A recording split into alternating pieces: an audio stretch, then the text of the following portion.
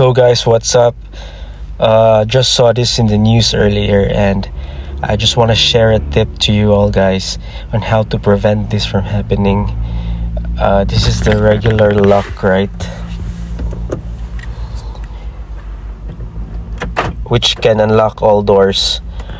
But unfortunately, the kids, they can still unlock it from the back. So, what I do is,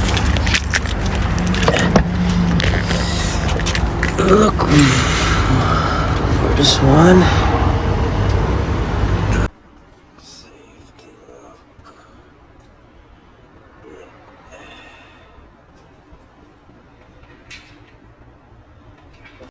So it's a safety locking system which locks the door at the back and can only be opened from the outside, even if you lock or unlock the centralized locking system.